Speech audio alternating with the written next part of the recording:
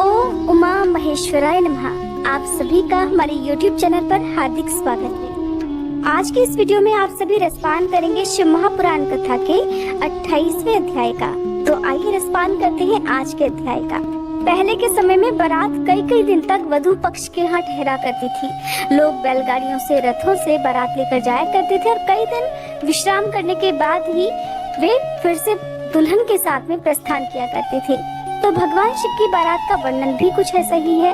अब तक आपने इस विवाह में जो भी रस्में हुई उन सभी का वर्णन सुना। अब आप बारात के प्रस्थान होने का वर्णन भी सुनिए कि किस प्रकार देवी पार्वती को भगवान शिव विदा कराकर अपने साथ कैलाश पर्वत पर लेकर गए थे।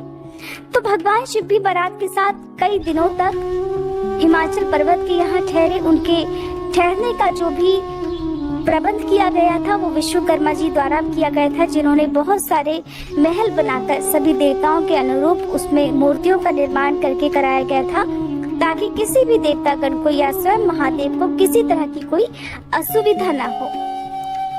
अब जब दुल्हन विदा होती है तो उन्हें घर परिवार की जो बुजुर्ग महिलाएं होती हैं या जो वधू की माता जी होती हैं, वो उन्हें ये समझाती हैं कि ससुराल में किस तरह से रहना चाहिए, अपने पति की सेवा किस तरह से करनी चाहिए और बहुत सारे नियमों के बारे में बताती है। तो इसी तरह से विदाई से पहले देवी पार्वती को एक ब्राह्मण पत्नी ने जो उपदेश दिया था, जिस पतिव्रत धर्म का उपदेश दिया था, उसका वर्णन भी आज आप इस कथा में सुनने वाले हैं।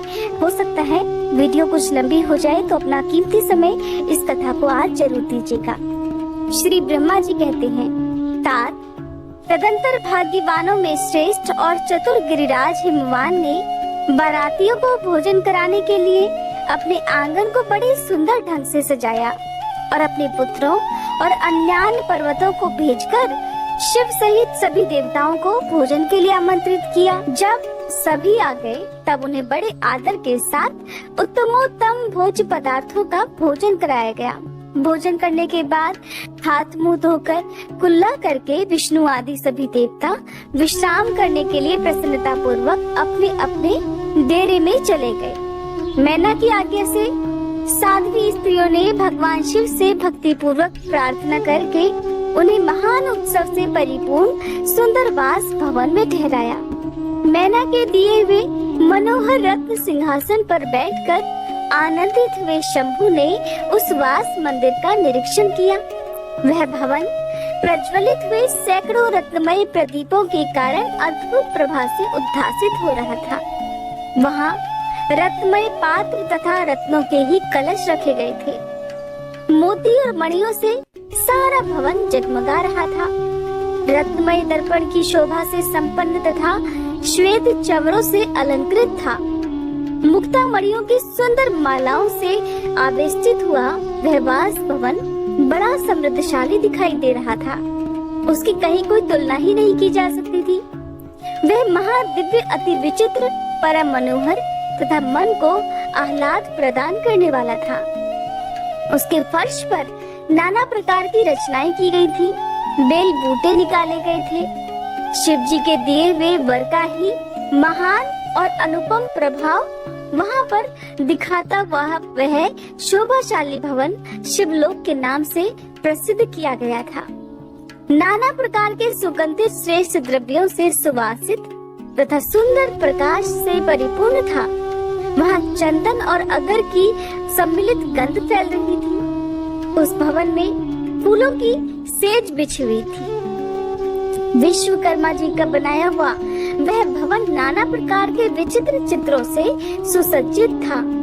उसमें विश्वकर्मा द्वारा कृत्रिम वैकुंठ, ब्रह्मलोक, कैलाश, इंद्र भवन तथा शिवलोक आदि दिख रहे थे।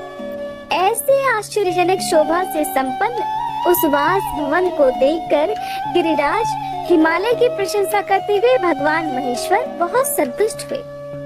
वहाँ अति रमणीय रत्न जटित उत्तम पलंग पर परमेश्वर शिव बड़ी प्रसन्नता से लीला पूर्वक सोए। इधर हिमालय ने बड़ी ही प्रसन्नता से अपने समस्त भाई बंधुओं और दूसरे लोगों को भी भोजन कराया। जो कि कार्य शेष रह गए थे उन्हें भी पूर्ण किया। शैलराज हिमालय इस प्रकार आवश्यक कार्य में लगे हुए थे। और प्रेतम परमेश्वर शिव शयन कर रहे थे। इतने में ही सारी रात बीत गई और प्रातः काल हो गया। प्रभात काल होने पर धैर्यवान और उत्साही पुरुष नाना प्रकार के बाजे बजाने लगे। उस समय श्री विष्णु आदि सभी देवता सानंद उठे और अपने इष्ट देव देवेश्वर शिव का स्मरण करके वहां से कैलाश को चलने के लिए जल्दी जल्दी तैयार हो गए। उन्होंने अपने वाहन भी सुसज्जित कर लिए।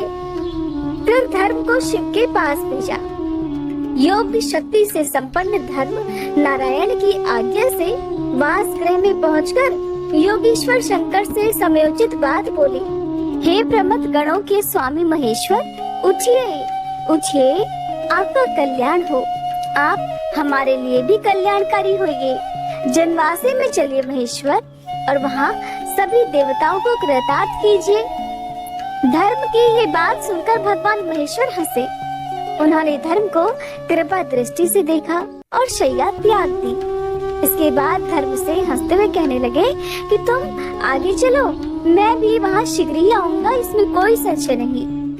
भगवान शिव के ऐसा कहने पर धर्म जनवासे में गए। फिर शंभु भी स्वयं वहाँ जाने को तैयार हुए। ये जानकर महान उत्सव मनाती हुई स्त्रियां वहाँ आईं और भगवान शंभु के युगल चरणार बिंदों का दर्शन करती हुई मंगल गान गाने लगी। फिर लोकाचार का पालन करते हुए शंभु प्रातः कालिक कृत्य करके मैना और हिमालय की आज्ञा लेकर जनवासे को गए। मुने उस समय बड़ा भारी उत्सव हुआ। वेद मंत्रों की ध्वनि होने लगी और लोग चारों प्रकार के बाजे बजाने लगे। अपने स्थान पर आकर शंभु ने लोकाचारवश मुनियों को, विष्णु को और मुझे प्रणाम किया। फिर देवता आदि ने उनकी वंदना की। उस समय जय जयकार, नमस्कार तथा वेद मंत्रोच्चारण की मंगलदायिनी ध्वनि होने लगी। इससे सभी ओर कोलाहल छा गया। अब रसपान कीजिए अध्याय 53 का। श्री ब्रह्मा जी कहते हैं, फिर विष्णु आदि देवता तथा ऋषि कैलाश लौटने का विचार करने लगे। तब हिमालय ने जनवासे में आकर सभी को भोजन के लिए आमंत्रित किया। फिर देवेश्वर शिव को आमंत्रित करके हिमाचल अपने घर को गए और नाना प्रकार के विधान से भोजनोत्सव की तैयारी करने लगे। उन्होंने प्रसन्नता और उत्कंठा के साथ भोजन के लिए परिवार सहित भगवान शिव को यथोचित रीति से अपने घर बुलवाया। शंभु के, विष्णु के, मेरे अन्य सभी देवताओं के, मुनियों के तथा वहां आए हुए अन्य सभी लोगों के भी चरणों को बड़े आदर के साथ धोकर उन सबको गिरिराज ने मंडप के भीतर सुंदर आसनों पर बिठाया। फिर अपने भाई बंधुओं को साथ लेकर अपने सहयोग से उन सब अतिथियों को नाना प्रकार के सरस पदार्थों द्वारा पूर्णतया तृप्त किया। मेरे, विष्णु के तथा शंभु के साथ सभी लोगों ने अच्छी तरह भोजन किया। नारद विधिवत भोजन और आचमन करके तृप्त और प्रसन्न वे सभी लोग हिमालय से आज्ञा लेकर अपने अपने डेरे पर गए। मुने इसी प्रकार तीसरे दिन भी गिरिराज ने विधिवत दान, मान और आदर आदि के साथ उन सब का आदर सत्कार किया। चौथा दिन आने पर शुद्धता पूर्वक सविधि चतुर्थी कर्म हुआ, जिसके बिना विवाह यज्ञ अधूरा ही रह जाता है। उस समय नाना प्रकार का उत्सव हुआ। साधुवाद और जय जयकार की ध्वनि हुई। बहुत सारे सुंदर दान दिए गए। तरह तरह के सुंदर गान और नृत्य हुए। पांचवें दिन सभी देवताओं ने बड़े हर्ष और अत्यंत प्रेम के साथ शैलराज को सूचित किया कि अब हम लोग यहाँ से जाना चाहते हैं, आप आज्ञा प्रदान कीजिए। उनकी ये बात सुनकर गिरिराज हिमवान हाथ जोड़कर बोले, देवगण आप लोग कुछ दिन और ठहरिए तथा मुझ पर कृपा कीजिए। ऐसा कहकर उन्होंने स्नेह के साथ उन देवताओं को, भगवान शिव को, विष्णु को, मुझे और अन्य लोगों को बहुत दिनों तक ठहराया। इस प्रकार देवताओं को वहाँ रहते हुए बहुत दिन बीत गए। तब उन सब ने गिरिराज के पास सप्तऋषियों को भेजा। सप्तऋषियों ने हिमवान और मैना से समयोचित बात कहकर उन्हें समझाया, परम शिव तत्व का वर्णन किया तथा प्रसन्नता पूर्वक उनके सौभाग्य की सराहना की। हे मुने, उनके समझाने से गिरिराज ने बारात को विदा करना स्वीकार कर लिया। फिर भगवान शंभु यात्रा के लिए उद्यत होकर देवता आदि के साथ शैलराज के पास आए। देवेश्वर शिव देवताओं सहित कैलाश की यात्रा करने के लिए जब तैयार हुए, तब उस समय मैना उच्च स्वर से रोने लगी और उन कृपा निधान से बोली, हे कृपा निधे, कृपा करके मेरी शिवा का भली भांति लालन पालन कीजिएगा। आप तो आशुतोष हैं, मेरी पार्वती के सहस्त्रों अपराधों को भी क्षमा कीजिएगा। मेरी बच्ची जन्म जन्म में आपके चरणार बिंदों की भक्त रही है और सदा रहेगी भी। उसे सोते और जागते समय भी अपने स्वामी महादेव के सिवा दूसरी किसी वस्तु की सुध नहीं रहती। हे मृत्युंजय, आपके प्रति भक्ति भाव की बातें सुनते ही ये हर्ष के आंसू बहाती हुई पुलकित हो उठती है और आपकी निंदा सुनकर ऐसा मौन साध लेती है मानो ये मर ही गई हो। ब्रह्मा जी कहते हैं, नारद, ऐसा कहकर मैना ने अपनी बेटी शिव को सौंप दी और उन दोनों के सामने ही उच्च स्वर से रोती हुई वे मूर्छित हो गई। उनकी पुत्री उनसे अलग जो हो रही थी। तब महादेव जी ने मैना को समझाकर सचेत किया और उनसे विदा लेकर देवताओं के साथ महान उत्सव पूर्वक यात्रा की। वे सब देवता अपने स्वामी शिव तथा सेवक गणों के साथ चुपचाप कैलाश पर्वत की ओर प्रस्थित हुए। वे मन ही मन शिव का चिंतन कर रहे थे। हिमाचलपुरी के बाहरी बगीचे में आकर शिव सहित सभी देवता हर्ष और उत्साह के साथ ठहर गए और शिवा के आगमन की प्रतीक्षा करने लगे। मुनीश्वर, इस प्रकार देवताओं सहित शिव की श्रेष्ठ यात्रा का वर्णन किया गया। अब शिवा की यात्रा का भी वर्णन सुनो, जो विरह व्यथा और आनंद दोनों से युक्त है। श्री ब्रह्मा जी कहते हैं, हे नारद, फिर सप्तऋषियों ने हिमालय से कहा कि गिरिराज, अब आप अपनी पुत्री पार्वती देवी की यात्रा का उचित प्रबंध कीजिए। मुनीश्वर, ये सुनकर पार्वती के भावी विरह का अनुभव करके गिरिराज कुछ काल तक अधिक प्रेम के कारण विषाद में डूबे रह गए। कुछ देर बाद सचेत होकर शैलराज ने तथास्तु कहकर मैना को संदेश दिया। मुने, हिमवान का संदेश पाकर हर्ष और शोक के वशीभूत हुई मैना पार्वती को विदा करने के लिए तैयार हुई। शैलराज की प्यारी पत्नी मैना ने विधि पूर्वक वैदिक और लौकिक कुलाचार का पालन किया और उस समय नाना प्रकार के उत्सव मनाए। फिर उन्होंने नाना प्रकार के रत्न जटित सुंदर वस्त्रों और 12 आभूषणों द्वारा राजोचित श्रृंगार करके पार्वती को विभूषित किया। फिर मैना के मनोभाव को जानकर एक सती साध्वी ब्राह्मण पत्नी ने गिरिजा को उत्तम पतिव्रत धर्म की शिक्षा दी। ब्राह्मण पत्नी बोली, गिरिराज किशोरी, तुम प्रेम पूर्वक मेरा ये वचन सुनो। ये धर्म को बढ़ाने वाला, इस लोक और परलोक में भी आनंद देने वाला तथा श्रोताओं को भी सुख की प्राप्ति कराने वाला है। संसार में पतिव्रता नारी ही धन्य है, दूसरी नहीं। वही विशेष रूप से पूजनीय है। पतिव्रता सभी लोगों को पवित्र करने वाली और समस्त पाप राशि को नष्ट करने वाली है। शिवे, जो पति को परमेश्वर के समान मानकर प्रेम से उसकी सेवा करती है, वह इस लोक में संपूर्ण भोगों को उपभोग करके अंत में कल्याणमयी गति को पाती है। सावित्री, लोपामुद्रा, अरुंधति, शांडिली, शत्रुपा, अनुसुईया, लक्ष्मी, स्वधा, सती, संध्या, सुमति, श्रद्धा, मैना और स्वाहा, ये तथा और भी बहुत सी स्त्रियां साध्वी कही गई हैं। यहाँ विस्तार भय से उनका नाम नहीं लिया गया। वे अपनी पतिव्रता के बल से ही सब लोगों की पूजनीय तथा ब्रह्मा, विष्णु, शिव और मुनीश्वरों की भी माननीय हो गई हैं। इसलिए तुम्हें अपने पति भगवान शंकर की सदा सेवा करनी चाहिए। वे दीन दयालु, सभी के सेवनीय और सत्पुरुषों के आश्रय हैं। श्रुतियों और स्मृतियों में पातिव्रत्य धर्म को महान बताया गया है। इसको जैसा श्रेष्ठ बताया जाता है वैसा दूसरा धर्म नहीं है। यह निश्चय पूर्वक कहा जा सकता है। पतिव्रत धर्म में तत्पर रहने वाली स्त्री अपने प्रिय पति के भोजन कर लेने पर ही भोजन करे। शिवे, जब पति खड़ा हो तब साध्वी स्त्री को भी खड़ी ही रहना चाहिए। शुद्ध बुद्धि वाली साध्वी स्त्री प्रतिदिन अपने पति के सो जाने पर सोए और उसके जागने से पहले ही जाग जाए।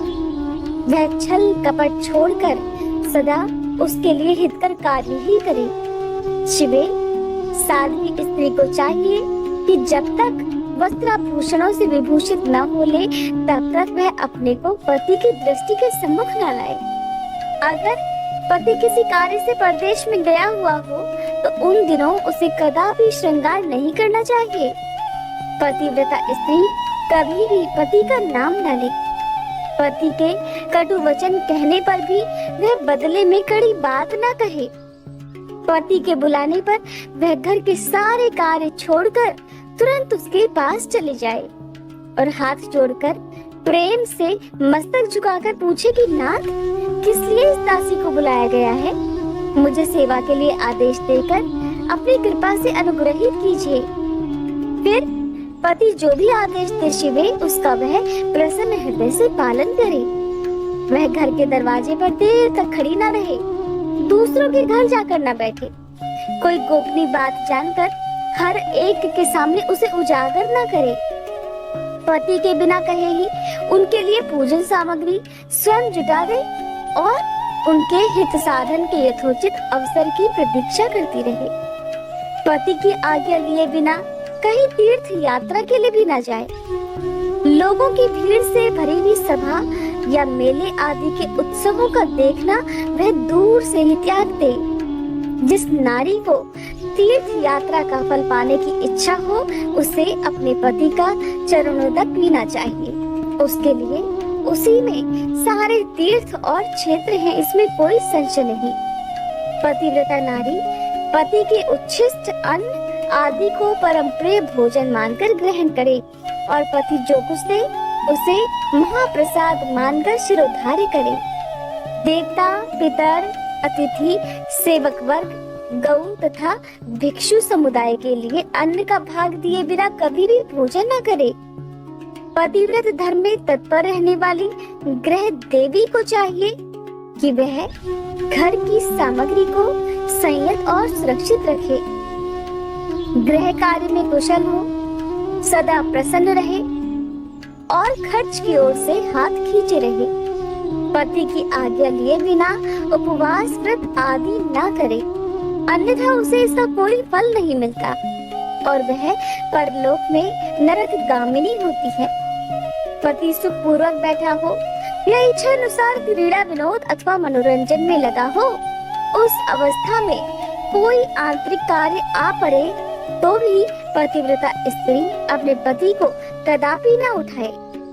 पति नपुंसक हो गया हो, दुर्गति में पड़ा हो, रोगी हो, बूढ़ा हो, सुखी हो अथवा दुखी हो, किसी भी दशा में अपने उस एकमात्र पति का उल्लंघन कभी न करे।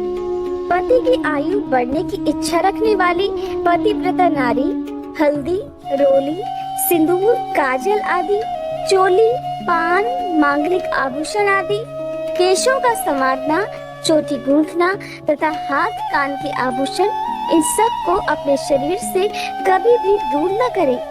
धोबिन, छिनाल या उल्टा, सन्यासिनी और भाग्यहीना स्त्रियों को वे कभी भी अपनी सखी न बनाए।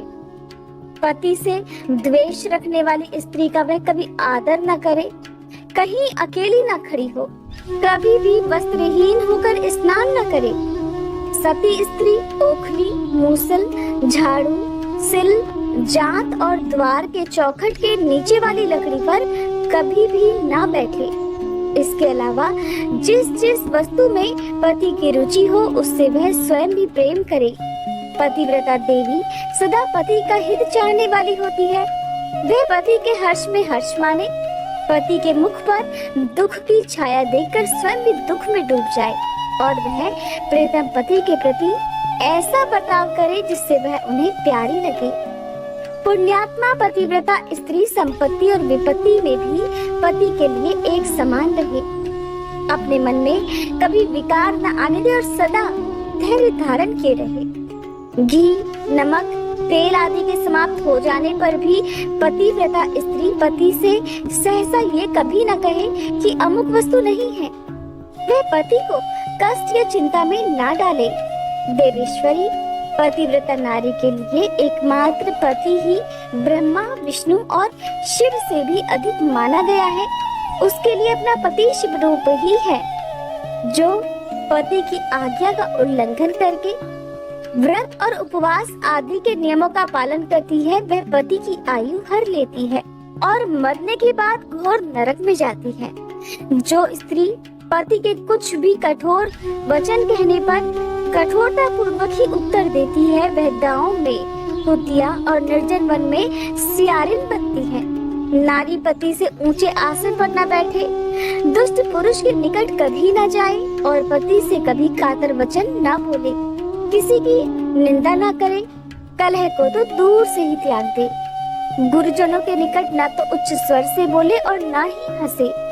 जो बाहर से पति को आते देख तुरंत अन्न, जल, भोज्य वस्तु, पान और वस्त्र आदि से उनकी सेवा करती है, उनके दोनों चरण दबाती है, उनसे मीठे वचन बोलती है तथा प्रेतम के खेद को दूर करने वाले अन्यान्य उपायों से प्रसन्नता पूर्वक उन्हें संतुष्ट करती है, उसने मानो तीनों लोगों को तृप्त और संतुष्ट कर दिया। पिता, भाई और पुत्र परिसीमित सुख देते हैं, परंतु पति असीम सुख देता है। अतः नारी को सदा अपने पति का पूजन, आदर और सत्कार करना चाहिए। पति ही देवता है, पति ही गुरु है और पति ही धर्म, तीर्थ और व्रत है। इसीलिए सबको छोड़कर एकमात्र पति की ही आराधना करनी चाहिए। जो दुर्बुद्धि नारी अपने पति को त्याग कर एकांत में विचरती है, वह वृक्ष के खोखले में शयन करने वाली क्रूर उल्लूकी होती है। जो पराये पुरुष को कटाक्षपूर्ण दृष्टि से देखती है, वह एचांतानी देखने वाली होती है। जो पति को छोड़कर अकेले मिठाई खाती है, वह गांव में सुअरी होती है अथवा बकरी होकर अपनी ही विष्ठा खाती है। जो पति को तू कहकर बोलती है, वह गूंगी होती है। जो स्वार्थ से सदा ईर्ष्या रखती है, वह दुर्भाग्यवती होती है। जो पति की आंख बचाकर किसी दूसरे पुरुष पर दृष्टि डालती है, वह कानी, टेढ़े मुंह वाली और कुरूपा होती है। जैसे निर्जीव शरीर तत्काल अपवित्र हो जाता है, उसी तरह पति हीना नारी भली भांति स्नान करने पर भी सदा अपवित्र ही रहती है। लोक में वह माता धन्य है, वह जन्मदाता पिता धन्य है तथा वह पति भी धन्य है जिसके घर में पतिव्रता देवी वास करती है। पतिव्रता के पुण्य से पिता, माता और पति के कुलों की तीन पीढ़ियों के लोग स्वर्गलोक में सुख भोगते हैं। जो दुराचारिणी स्त्रियां अपना शील भंग कर देती हैं, वे अपने माता पिता और पति तीनों के कुलों को नीचे गिराती हैं तथा इस लोक और परलोक में भी दुख भोगती हैं। पतिव्रता का पैर जहाँ जहाँ पृथ्वी का स्पर्श करता है शिवे, वहाँ वहाँ की भूमि पापहारिणी तथा परम पावन बन जाती है। भगवान सूर्य, चंद्रमा तथा वायुदेव भी अपने आप को पवित्र करने के लिए ही पतिव्रता का स्पर्श करते हैं और किसी दृष्टि से नहीं। जल भी सदा पतिव्रता का स्पर्श करना चाहता है और उसका स्पर्श करके वह अनुभव करता है कि आज मेरी जड़ता का नाश हो गया और आज मैं दूसरों को पवित्र करने वाला बन गया। भार्या अर्थात पत्नी ही गृहस्थ आश्रम की जड़ है। भार्या ही सुख का मूल है। भार्या से ही धर्म के फल की प्राप्ति होती है तथा भार्या ही संतान की वृद्धि में कारण होती है। क्या घर घर में अपने रूप और लावण्य पर गर्व करने वाली स्त्रियां नहीं है? परंतु पतिव्रता स्त्री तो विश्वनाथ शिव के प्रति भक्ति होने से ही प्राप्त होती है। भार्या से इस लोक और परलोक दोनों पर विजय पाई जा सकती है। भार्याहीन पुरुष देव यज्ञ, पितृ यज्ञ और अतिथि यज्ञ करने का अधिकारी नहीं होता। वास्तव में गृहस्थ वही है जिसके घर में पतिव्रता स्त्री है। दूसरी स्त्री तो पुरुष को उसी तरह अपना ग्रास अर्थात भोग्य बनाती है जैसे जरावस्था और राक्षसी। जैसे गंगा स्नान करने से शरीर पवित्र होता है, उसी प्रकार पतिव्रता स्त्री का दर्शन करने पर सब कुछ पावन हो जाता है। पति को ही इष्ट देव मानने वाली सती नारी और गंगा में कोई भेद नहीं। पतिव्रता और उसके पति देव उमा और महेश्वर के समान है। अतः विद्वान मनुष्य उन दोनों का पूजन करे। पति प्रणव है और नारी वेद की ऋचा। पति तप है और स्त्री क्षमा। नारी सत्कर्म है और पति उसका फल। शिवे, सती नारी और उसके पति दोनों दंपति धन्य हैं। हे गिरिराज कुमारी, इस प्रकार मैंने तुमसे पतिव्रता धर्म का वर्णन किया है। अब तुम सावधान हो। आज मुझसे प्रसन्नता पूर्वक पतिव्रता के भेदों का वर्णन भी सुन लो। देवी, पतिव्रता नारियां उत्तमा आदि भेद से 4 प्रकार की बताई गई है, जो अपना स्मरण करने वाले पुरुषों का सारा पाप हर लेती हैं। उत्तमा, मध्यमा, निकृष्टा और अति निकृष्टा, ये पतिव्रता के 4 भेद हैं। अब मैं इनके लक्षण भी बताती हूँ, ध्यान पूर्वक सुनो। शिवे, जिसका मन सदा स्वप्न में भी अपने पति को ही देखता है, दूसरे किसी पुरुष को कभी नहीं, वह स्त्री उत्तमा या उत्तम श्रेणी की पतिव्रता कही गई है। शैलजे, जो दूसरे पुरुष को उत्तम बुद्धि से पिता, भाई और पुत्र के समान देखती है, उसे मध्यम श्रेणी की पतिव्रता कहा गया है। पार्वती, जो मन से अपने धर्म का विचार करके व्यभिचार नहीं करती, सदाचार में ही स्थित रहती है, उसे निकृष्टा अथवा निम्न श्रेणी की पतिव्रता कहा गया है। जो पति के भय से तथा कुल में कलंक लगने के डर से व्यभिचार से बचने का प्रयास करती है, उसे पूर्व काल के विद्वानों ने अति निकृष्टा अथवा निम्नतम कोटि की पतिव्रता बताया है। शिवे, ये चारों प्रकार की पतिव्रताएं समस्त लोगों का पाप नाश करने वाली और उन्हें पवित्र बनाने वाली हैं। अत्रि की स्त्री अनुसुईया ने ब्रह्मा, विष्णु और शिव इन तीनों देवताओं की प्रार्थना से पतिव्रत के प्रभाव का उपभोग करके वराह के शाप से मरे हुए एक ब्राह्मण को जीवित कर दिया था। शैल कुमारी शिवे, ऐसा जानकर तुम्हें नित्य प्रसन्नता पूर्वक पति की सेवा करनी चाहिए। पति सेवन सदा समस्त अभीष्ट फलों को देने वाला है। तुम साक्षात जगदम्बा महेश्वरी हो और तुम्हारे पति साक्षात भगवान शिव हैं। तुम्हारा तो चिंतन मात्र करने से स्त्रियां पतिव्रता हो जाएंगी। देवी, यद्यपि तुम्हारे आगे ये सब कहने का कोई प्रयोजन नहीं है, फिर भी आज लोकाचार का आश्रय लेकर मैंने तुम्हें सती धर्म का उपदेश दिया है। ब्रह्मा जी कहते हैं, नारद, ऐसा कहकर वह ब्राह्मण पत्नी शिवा देवी को मस्तक झुकाकर चुप हो गई। इस उपदेश को सुनकर शंकर प्रिया पार्वती देवी को बड़ा हर्ष हुआ। जय भोलेनाथ।